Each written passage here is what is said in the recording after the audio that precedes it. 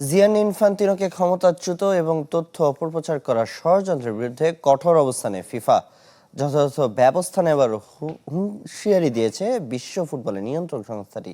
সাথে গেল ৩০ বছরে ফুটবলে ইনফান্তিনোর অবদানও তুলে ধরেছে তারা।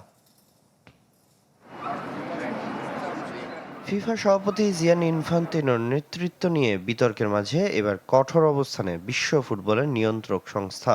ইনফান্তিনোর নেতৃত্ব দুর্বল করতে পরিকল্পিত কোনো তৎপরতা মেনে নেবে না ফিফা।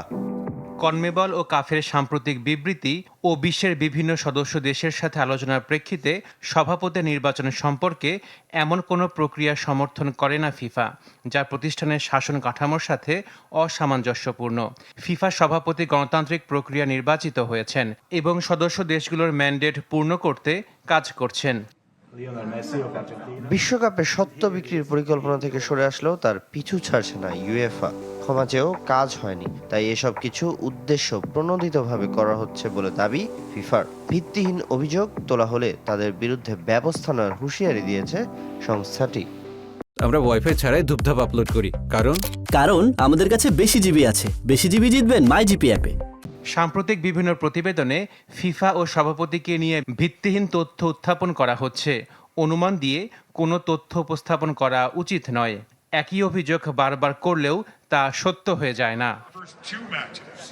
জিয়ান ইনফান্তিনোর নেতৃত্বের পক্ষে নিজেদের অবস্থান তুলে ধরেছে ফিফা, মনে করিয়ে দিয়েছে তার বিশেষ অবদান। ইউরোপ ও বিশ্ব ফুটবলে ইনফান্তিনো তার পেশা জীবনের ৩০ বছরের বেশি সময় দিয়েছেন। ফুটবলে গুরুত্বপূর্ণ পরিবর্তন আনার পাশাপাশি বিশ্বজুড়ে খেলার সুযোগ ও আর্থিক সহায়তা বাড়িয়েছেন।